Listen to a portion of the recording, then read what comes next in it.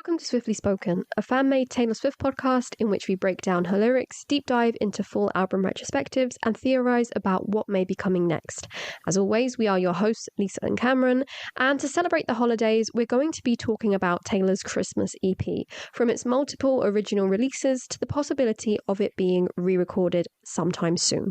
So as it is the festive season, we have decided to talk about the Taylor Swift Holiday Collection and how, it came about, how it's progressed through time, and what may become of it. Also, we thought it was a good time to talk about it since we have recently talked about Debut and Debut Taylor's version, the re-recording of her first ever album. So I think it's in the realm of the world of Debut, right? It's in that time period. 100. Yes, 100%, definitely. And I think, obviously, it hasn't been tacked on to Fearless or anything like that, to Fearless Taylor's version. So it's definitely been... Because it seems like sometimes some of the Taylor's version are rewriting where certain stuff maybe fit. Oh, yeah. With things like Sweeter Than Fiction, obviously, If This Was a Movie. But it seems like originally it was definitely, for me, I see the Holiday Collection as Debut, and it seems like that is where it's still belonging in the Taylor's version world. Yeah, I mean, we can't ignore the fact that the cover is literally a photo from... The Digitals on my guitar, music video. So, they are intrinsically linked anyway. But let's go through some of the history of this release and of Taylor's only Christmas EP, technically. We will talk about other Christmas things as we go along. But Sounds of the Season, the Taylor Swift Holiday Collection, was originally released as a Target exclusive EP back in October of 2007. Then it was released to other retailers in December 2008, the year after. And finally, it was re-released to Target in October 2009. At that point, it was also made available digitally, and it had some minor adjustments to the cover of it at that point, and it also removed Sounds of the Season from the title, leaving it to simply be called the Taylor Swift Holiday Collection. I mean, it was a very long title. It had a lot going on, to be honest with you. Yes.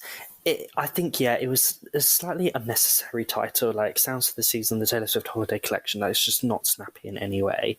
But I think they were trying to maybe, I don't know, the way that they were marketing it, as some, like, maybe that's why the title, like Holiday, rather than saying anything about Christmas, like that. Oh, definitely. Yeah. Yeah. But I think also it was very much, I think, again, the weird limited release of it and also the very clear distinction that it's a holiday album, I think, was in a similar vein with Beautiful Eyes, where they didn't want any confusion, or they almost didn't want it to become too widespread in that people think it's some sort of second album or get it confused, like with Beautiful Eyes. So they were just doing these kind of exclusive EPs and drops, like with Beautiful Eyes being a Walmart originally exclusive. So I think that was kind of its intention, and only in the last couple of years has it been available on things like Spotify and stuff. It was almost slightly hard to find and almost slightly unknown, and I think even nowadays it's still slightly undiscovered in comparison to everything else of Taylor's discography, and I think there's reasons for that, which I'm sure we'll get into. But it's an interesting release, interesting name. I'm not the big fan of the name, to be honest. I think it's a bit of a mouthful clunky originally, and then what it became, the Taylor Swift Holiday Collection.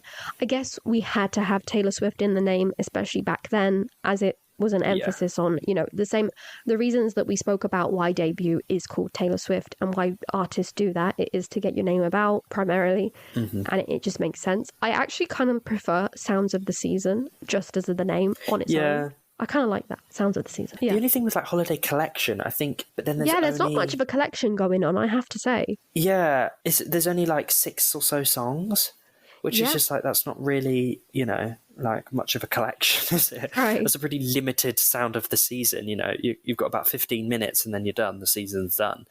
So I think it's an interesting. But even so, extremely interesting to see that her second ever project is a Christmas album, basically. Yes. Which is quite an interesting choice. Yeah, often artists normally establish themselves a bit more before they then push out Christmas, because I feel like if your Christmas album blows off, you then become a Christmas artist. And I think the people that have fallen into that is people like Mariah Carey, Michael Bublé. Makes sense, yeah. Who just kind of, and Christmas classics of old as well, that are just kind of wheeled back out around November. They are the artists of the season, which honestly it's not a bad thing at all. I mean, it's an incredibly good position. It's very lucrative. You will come back every year and you don't even have to make anything new technically. Exactly. It's incredibly lucrative, but it's just interesting that they kind of, and to be honest, when you listen to it, there was no way that these songs were ever going to become classics or, Well, this is the Christmas thing. hits. They That is just don't why have that it's so feel. curious to me. I am quite intrigued at the choice of, firstly, deciding to go for a Christmas EP, not album, straight away. And secondly, then including the Christmas songs that she did as her original Christmas songs. It's extremely interesting, like the Yes. ones that she chose. Yeah, and Yeah, I think the cover choices are rogue. Like as well. they're just Yeah. very, they're just like, they pluck like 4 very different songs and then shove in a couple of original ones, to encourage people to listen. Yeah. And I guess, we'll get into those now, the covers, because they are a bit bizarre, aren't they? Yeah. So we can start with the first cover and the first song that we hear, Last Christmas. I love Last Christmas. It is my favorite. I think it's my favorite Christmas it's a classic song. Yeah, it's just so good. Yeah, Wham! Originally. it is such a classic. Covered by Taylor but here. Taylor, I'm not gonna lie, kind of butchers it. It's yeah. Listen, I think if it was I think if Taylor did it now, it'd be like, this is incredible. Like, yeah. But the kind of chipmunky, very youthful, enhanced country voice. Yeah, you got to remember, like, that's not really. We praise Taylor all the year round, so it's okay if we go off on her a bit for Christmas time. Yeah. But it makes sense. Listen, this was, back in 2007 we're going back to, so her voice is obviously very teenaged, very young, and also we still have the country accent, prominently featured. Like there is, every single it's on dial song, here, isn't it? It's she's dialed it up even more than for debut, to be honest with you. It's like prominent. So it is strange to hear something like so poppy as Last Christmas be turned into like a country jingle. Last Christmas. It's, I do like it though. It's definitely interesting. It's one of my I think more out of them, preferred ones from this album, I have to say. Oh, 100%. I think, because some of them are very interesting. And I think the next one is an interesting choice as well, Santa Baby. Yeah, the next cover, Santa Baby. I mean, this song has been extensively covered by so many artists, and it's got to be one of the most covered probably ever, like Christmas songs. It's just every artist, every female artist ever, male and female, to be fair. And it's been changed. The lyrics have been, changed depending on who's singing it. And it's an interesting one, that's for sure. And another interesting choice, you are right. Some of these are a bit rogue. Santa Baby is extremely rogue for it's not, but it is. But it is in the sense that, like, for Taylor as a, 16, 17-year-old to be singing this. And the way that they were marketing, they were marketing her very much like the girl next door, whereas Santa Baby is slightly could be deemed, and especially back then, as this maybe more mature song that maybe a teenager shouldn't be singing. But to be fair, the lyric changes that they make it more innocent. Oh yeah, and it hasn't got the seductive feel of the classic or some of the covers. It's a bit more of an innocent kind of feel. This is it. It is. I don't mind. I don't mind this. Exactly. Yeah, and I don't mind this cover. To be fair, I think this one again, I do listen to and I do enjoy. I wouldn't say that it's better than the original. And again, I feel like if this was done now, and we'll get into it later, but it would just be better, because I think there's something about when these were done. I feel like also these were slightly rushed. Not going to lie, the production on these songs are not great. Everything feels a bit clunky. It does feel very, not to sound terrible, because again, we appreciate that this exists and it's a fun little thing to look back on. It's very time capsule-y, because it is very a representation of that moment in her career and that moment in time, and as for the image, as for the sound of it, but it does sound very like thrown together, very DIY. I guess also you got to think this is just coming off the heels of just a debut album. That is all we have really at that point. So it was a very small operation anyway. They could work with who they wanted to work with. But again, I'm so interested in the choice of saying, we have limited resources, but let's funnel them into making a Christmas EP. Christmas album. Extremely interesting. I guess it is a very lucrative time of the year, but still, another way to get your name out there for sure. That is true. But yeah, interesting choices. So we had Last Christmas, we have Santa Baby, but then we go like completely the other way, from like the more poppy or more well-known songs to a traditional Christmas carol, Silent Night. Yeah, Silent Night. Yeah, bizarre. I've always found that bizarre, and like, it's just interesting choice. I feel like that isn't really one that you often see on like a Christmas I don't know album though, because nowadays. Justin Bieber did. It's on Mistletoe. I suppose, yeah, I suppose he Not did. to make Mistletoe like the be all end all, but I do enjoy. Even as a Taylor fan, I have to say I'm sorry to anyone who may find this controversial, but I do enjoy Mistletoe. It's a good one. It's a good Christmas album. It is good. I think for me it's Casey. Casey definitely knocks it out of the park. Oh my god, no, that's a million times better. Yeah. Like she like really kills it, and a lot of the songs she does enhance. And even though she adds a country element, there isn't the kind of cheesy country. I feel like a lot of the holiday collection comes across quite cheesy. Yeah, I see what you mean. A bit corny. Yeah, it is. And yeah, Silent Night again isn't bad, but Silent Night isn't really a Christmas song that I listen to anyway. I'm a bit more of like a pop Christmas person. I mean, this is love an Christmas song. Extremely traditional song, usually very much related to more of the religious aspect of the season of Christmas. Yeah, right, because of the lyrics say it all. But yeah, it's a touching song, I guess, but it is quite a contrast to the other ones. Yes, the Santa Baby, yeah. Yeah, from Last Christmas and Santa Baby to move on to Silent Night is quite a contrast. Yeah, definitely. And I think then when we look at the next one, obviously the next cover was White Christmas. Yeah. I feel like what they were trying to do was almost tick every box. I agree with you. We have a song for every type of enjoyer of Christmas music. We have like more of a pop hit, we have more like a traditional Christmas carol, we have Santa Baby, which has been covered in every single bit more of a fun and then we have White Christmas, which is more of like the nostalgic Christmas song. Bing Crosby, you know. Yeah, definitely, I agree with you there. I think that's what they were trying to do. Maybe that's why the Rogue. But then I feel like they don't really tie in well with each other because every song is so different. There's not really like a very I kind of like that sound. though. I do like that we have an exploration of the four different of Christmas. Yeah, of the four different. Yeah, because they do give you different aspects of Christmas, like the brokenheartedness, but also the playfulness, but also like the more traditional aspect of it, and then more the religious aspect of it. So we kind of get a little bit of everything on this EP. Do they go well together? Like you said, it is a bit. It does throw you around quite a bit, I must say, especially all of the fiddles that run through it all. Yes. That ties it all together. They are a bit overzealous. Yeah, that probably is a theme that links all of the entire songs because it is a bit OTT at times. But the most exciting bit of the whole thing is the original songs. Right. Yeah. Like that's definitely for me the things that I always love about Christmas.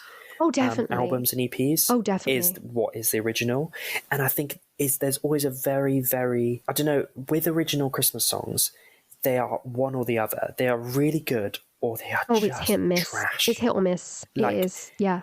Definitely. And it's like sometimes you hear them and you're like, what is this? And then other times you're like, this is so good. Like they've hit the mark and it's just like, this is so different and so fun.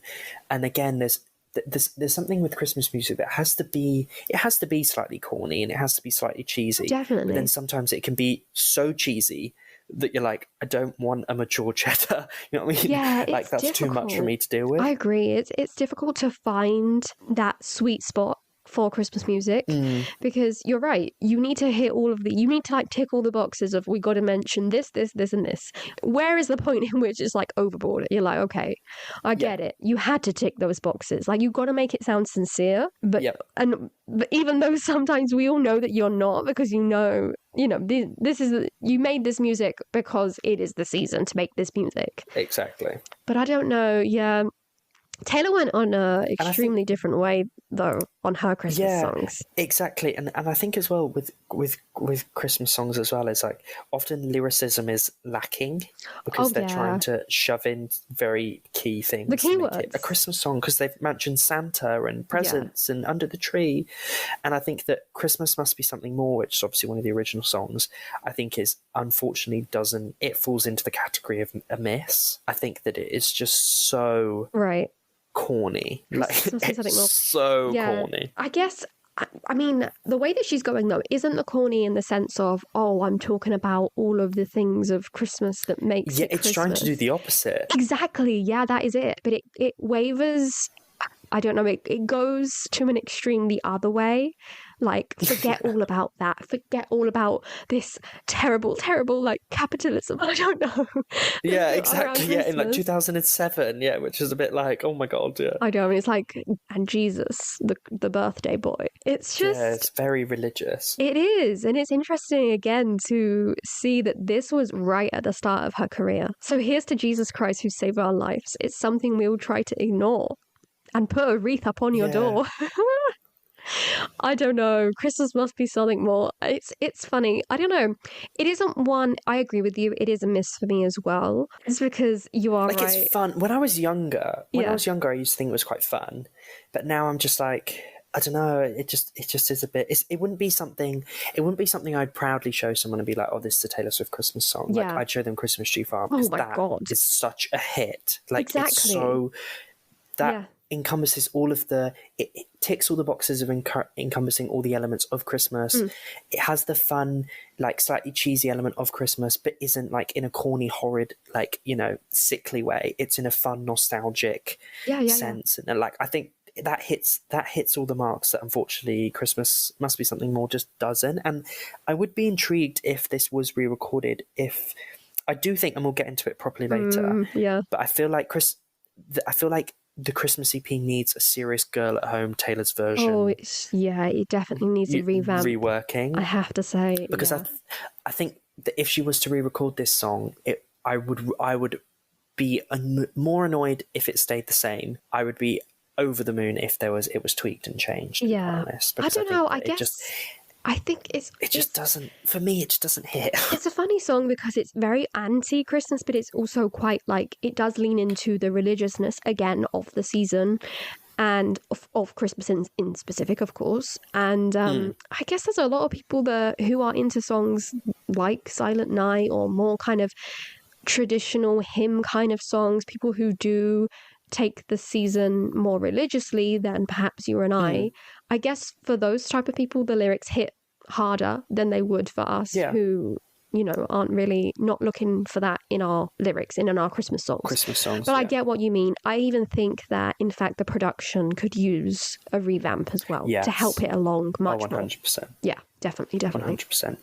Whereas in comparison, Christmas When You Were Mine, I actually really like, and I think that this for me has always been the standout track, even when I was younger. Yeah. And especially the standout of the originals and potentially even the covers, because this is when I feel like Taylor's lyricism still stands through. And obviously there is still clunky elements, like, you know, talking about did your cousins get you another sweater, like there's an element of clunkiness, but I don't know though. I feel like that is there's still a person. It's exactly. It's like a very pivotal part of Taylor's writing where she would just tiny little detail.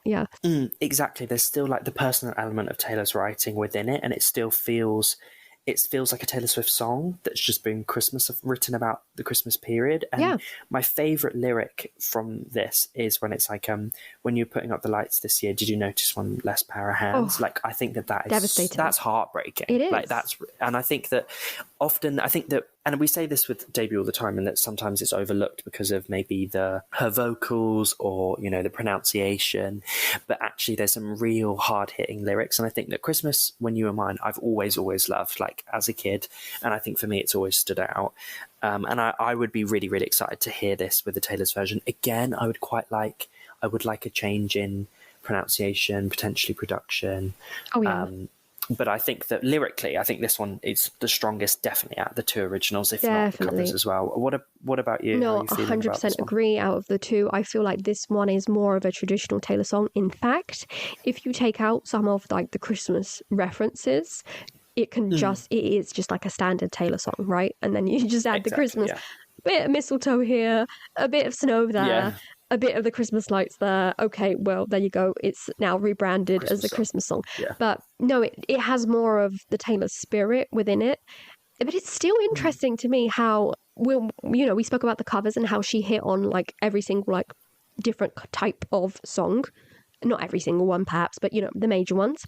And then for her own song, she went for more of a religious one and then more of like a sad Christmas song. Because with Christmas songs, and I know that this is the type that you pretty much enjoy, because like some of the Casey songs are a little bit more like this as well. Christmas Makes Me Cry. Exactly. That's literally like one of my favourite Christmas songs ever. So yeah, this reminds me of that type of Christmas song, but nowhere to be found, at least in this original EP, was there more like a, let's say, popified Christmas song, or the Christmas song that, you know, talks about, I don't know, think of Santa Tell Me, Christmas in a song. Like every single lyric is about something about Christmas, and it's all very magical and wonderful. Think of Christmas Tree Farm. There was no original Christmas Tree Farm. That was not there.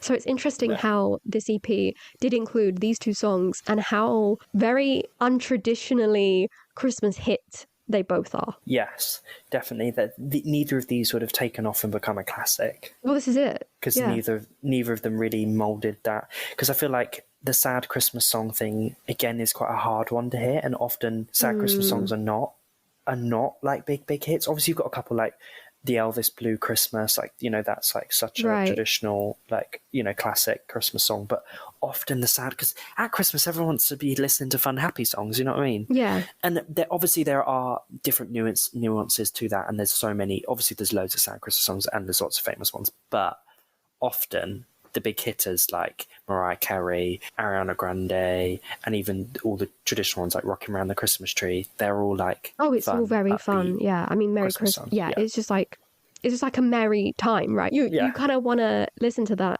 type of music, although there is a space for everything, like you said. Yeah, it's just interesting the choices that she made for this EP, or maybe that were made for her, perhaps. I don't know. Yes, I do think that, and I think that when you look back on Taylor's stuff with Big Machine, and she said it recently within Time, that every decision was questioned. Every decision she had to really stand up for herself, and so only since she on. really moved to only since she moved to Republic have they been like, whatever you put out, we'll support. Yeah. Whereas back then, like, you know, she was being told album 5 and no, you shouldn't be doing that. Yeah. So, you know, after album 1, obviously, as a 16-year-old, she just they'll look at her and be like, well, you don't really know. Like, this is what we want. And I think that's why. I think, to be quite honest, she was probably given the songs that they wanted her to cover. You know, they wanted, like you said, to hit 4 key areas of Christmas music to appeal to wide people. Add a couple of originals. And I think that add a couple of originals to encourage people to listen and be like, oh, wonder what her ones are like. Right. And yeah, I think that, obviously that's totally making an assumption, but we don't know all the ins and outs behind the scenes. It's probably the case, to be honest. It would not surprise me if Big Machine had a big old say on this and what was and wasn't allowed. What's interesting about this EP, and also as an extension, the Beautiful Eyes EP, there was never much promotion done. And once that little era, should we say, because it wasn't even an era, but once that little moment in time was over, it was over. Like, we don't hear about the Taylor Swift holiday collection every year, or Beautiful Eyes isn't like this prominent thing. I understand that they're only EPs, but still, even in their moments, they were just a tiny little blip, and then it was like next thing. Yeah. And honestly, I do think it was just to keep her name relevant for those 2 years as she was moving towards Fearless. Definitely, 100%. It was used as like a marketing thing to keep her relevant. And even when you look at the covers of them, the Taylor Swift logo is like the key part of it, just so that people were aware, oh, Taylor Swift, Taylor Swift, Taylor Swift. And yeah, they were kept slightly under the radar so that, like we said earlier, they weren't confused as a second album. But yeah, they wanted to kind of just keep people aware and keep content. And that's a thing that happens nowadays. People like Billie Eilish, for example, in between her kind of Happier Than Ever and... When We All Fall Asleep, Where Do We Go, and Happier Than Ever era, was just a constant release of music, just to keep her a trickle of relevant, little things, and know, to keep people intrigued, so that, you know, she didn't have this huge moment and then disappear off the face of the earth and then come back and people are like, oh, we'd forgotten about you. And I think that is often used in the early stages of, not all the time, but often used in the early stages of people's career, just to keep them in the public consciousness, and to keep people aware and keep fans also appeased. Because, fans haven't got much content. So if you give them stuff to keep them, here's, another couple of songs, then it keeps them interested in what comes next. And also it kind of, especially, again, we're looking back so long ago, but it kind of does form that initial fan base. It makes people like, now I know I have something to follow. I have something to look forward to. And not like this date set 2 years away. or something like that, you know? So, yeah, I guess it was a good way to check in with people. Obviously, social media was extremely different back then as well. Everything was extremely different as well. Touring situations. Obviously, Taylor was an opener. You know, to keep up with her was different. People were discovering her from all different types of worlds, mostly within the country world. So it's normal for these EPs to be extremely country-fied anyway, and of the country genre. And exactly, and it was of a time as well, and it still is very much the case in country music, where country music is only deemed country music if it has a very, very specific sound. Yeah. So that, and you know, Taylor was constantly called pop from day dot. So, you know, again, they were trying to appease it to that audience, and that was the kind of the way that it appeared to be marketed. And I think it also, there was clearly limited effort or maybe finances towards it, because there was no photo shoot. They literally just like teardrops. Copy and pasted the teardrops from my guitar music video pictures, shoved them, you know, around. It's so interesting. Shoved some font on it. That was the chosen one as well. Yeah, because it doesn't seem very Christmassy. Like the cover. Yeah, the cover doesn't really scream Christmas. Just had a picture taken in a hat. You know what I mean? Hat, just wear like exactly. Like, was then just not. There was no availability. Even what they've used for Christmas Shoe Farm, where they just use archival footage of her, like as a kid. Like, you know, was then just not something somewhere rather than just we'll just use the teardrops for my guitar. That is interesting though, from the point of view of like establishing her image. Of she is the girl. That is the girl that you saw on that teardrops video. That's her. My guitar. Yeah, exactly. So it's definitely interesting to see as like how this was a part of the beginning of her career and how she was establishing herself as an extremely country artist. You know, an artist that relate me to my previous work and stay with me for what's to come, because this isn't it. This isn't everything I have to offer. Very interesting. But talking about promotion or promotional activities she did for this album, we only have a couple of live performances, right? Yeah, only two. We've just got Christmas When You Were Mine on the Today Show in 2007. It's quite a sweet performance, to be fair, just with the sparkly guitar. And then Silent Night, which was for Rocky Fella in 2007 as well, where she's wearing like a little white coat, belt and a little heart out, again with the, you know, sparkles all around her. But yeah, pretty, again, not like big mainstream performances, again, just to kind of get her name out there. Obviously, it's Christmas time, so lots of people are watching telly, so it's like, oh, that's that Taylor Swift girl, you know. Again, it's just very limited promotion without going too heavy, because at the end of the day, it is a Christmas album. It's not like it hasn't got a full album cycle. It has a very limited time and like lifespan, because it's often November to December, and that's it. You've got like 2 months. Yeah, you've got a couple of months, and then we're on to the next thing. But it's interesting, though, obviously, it was released in 2007, released to other retailers in 2008, and re-released more widely and digitally in 2009. But then nothing. For all of that time, she was a big machine. Like, they wouldn't really promote it. I mean, every so often you might get a little, like you told me that then it became digitally available only recently, right? On like Spotify. Yeah, a couple of years, yeah. Yeah. So that is interesting to see. And they also have changed up the cover as well. Yeah. Like, a couple of times as well. They've added a couple of baubles. To make it a bit more Christmassy. Again, exactly. That seems regional as well. That often seems only like that cover is only really used on like American, like iTunes and stuff. Okay. But I don't know if that's changed, because obviously I don't really keep track on what different regional iTunes covers look like. But yeah, that also seems to change. But other than that, other than a couple of mentions, it used to be available on big machines like website. You could buy the CD. Obviously nowadays, I believe in the States, every so often it appears in some stores, but often you have to buy it secondhand. It's nothing's ever really been said about it. Taylor herself has never really mentioned it or acknowledged it. It's not really something that is, obviously nowadays Taylor Nation and Taylor only push stuff that is owned by her. Oh yeah. So obviously there would be no reason for them to push it anyway. No. It's almost just like everyone's forgotten it's happened. And I think that's why it's interesting to see, well, what is going to happen to this EP, because obviously the whole point of the Taylor's version is to regain all of these big machine songs. Yeah. And leaving them would be silly, but then also how high is the demand for them? Right. So this is our next question, and this is really the point of this episode, right? What is going to happen? What is next for these songs? Like, where will they end up? Because like you said, the point of the whole project is to not leave anything behind, to take control of every single song that she has ever put out.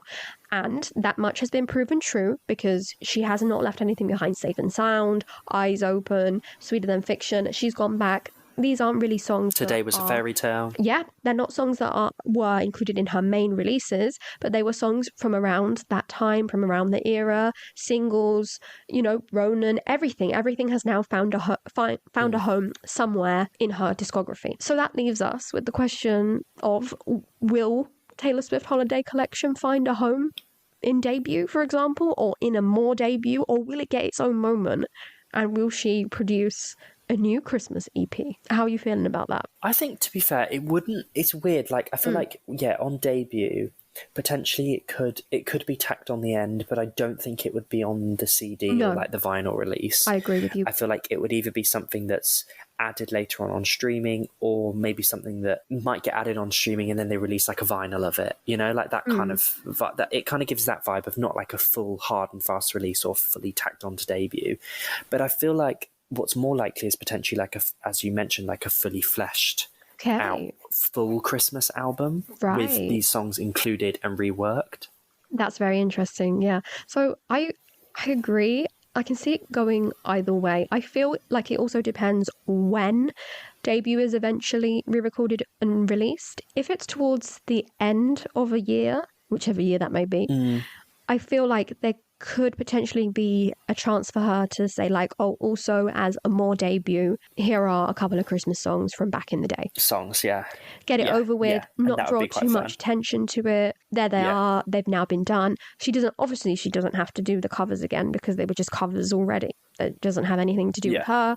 And then that's that. However, if she does want to make it more of a moment, I think the options for like a full Christmas EP are extremely interesting. What would you like to see on the Christmas EP if she did do it?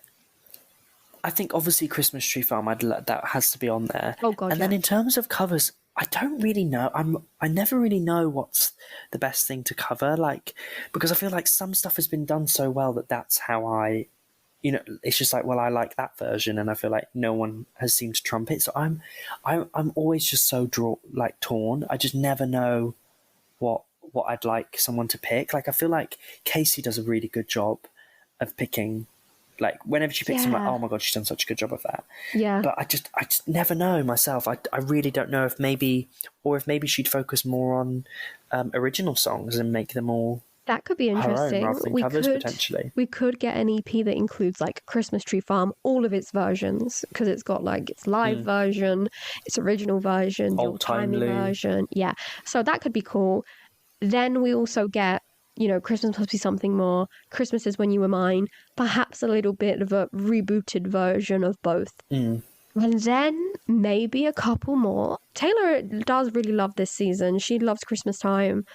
She's always said so. She did such a good job with Christmas Tree Farm. So I do think she has Christmas songs in her. I really, really do. Like 100%, proper, like both 100%. bops and also like sad moments. Because that much is she's proven, really. But just like more updated versions would be fun, I feel. Yes, I think like I think that she could really do Last Christmas and Santa Baby justice nowadays. Oh, for sure. A lot more justice than she did. And I think, as long as they were given Girl at Home treatment, where they need another production. There was an intention to make it different. We need a different production. Better production. But honestly, I do think she could do a good job with Silent Night on White Christmas nowadays as well. Yeah, I think that rebooted, bit of a different production, not so heavy on the countrified fiddle of it all.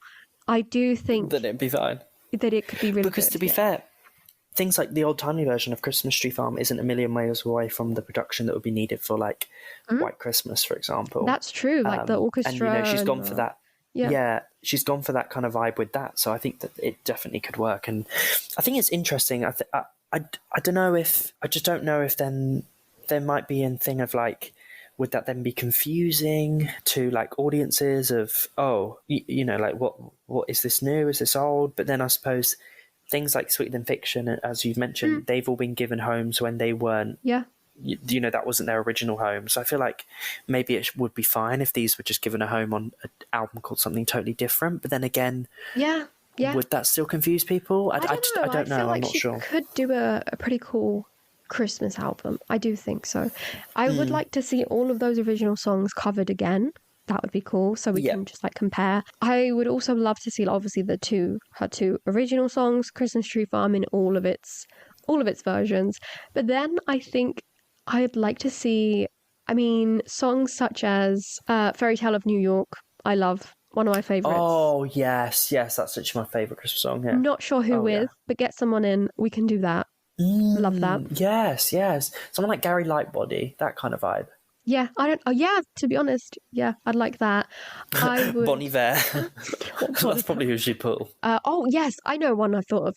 Wonderful Christmas Time with Paul McCartney. Both of them.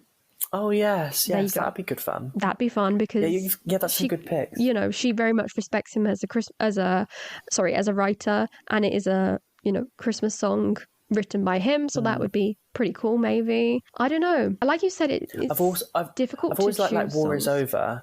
Miley Cyrus did a really good cover of that. Okay, yeah, that one would be quite fun. I'm trying to think because I think Fairy Tale New York, that's a really good one. Oh yeah, I love that one. Song. I love the Christmas one, and it has more songwritery vibe, doesn't it? Exactly, that's what like I'm storytelling. The more storyteller ones. There are a lot of amazing Christmas songs, but like you said, number one, it's extremely difficult to not top them, but get to the level of the like how iconic they are, because we listen to them year upon year.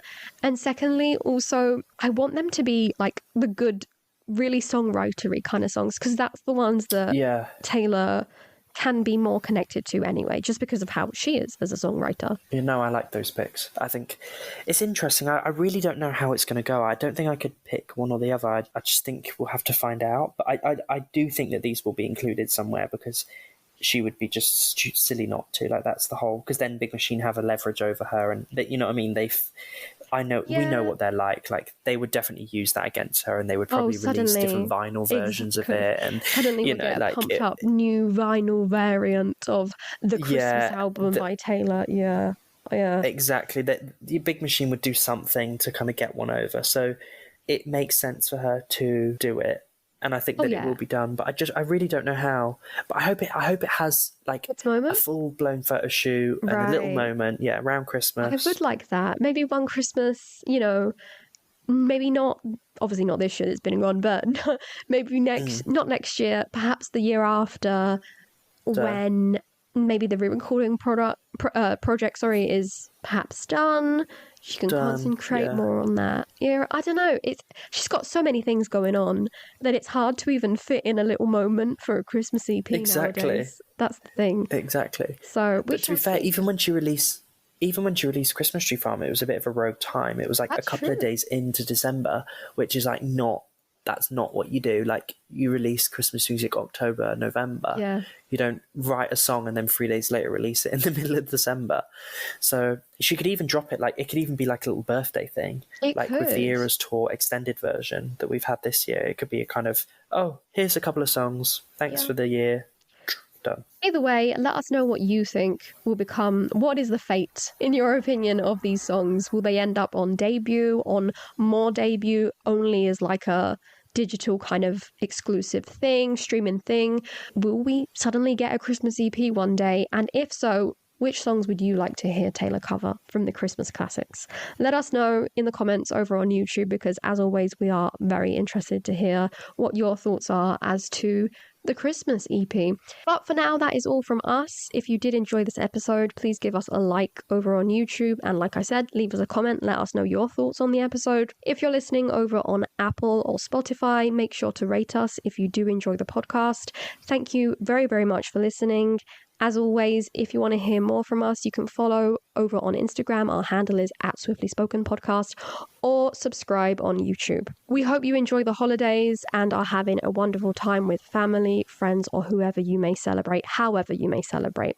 For now, we will see you in our very special end of the year episode. And other than that, see you then.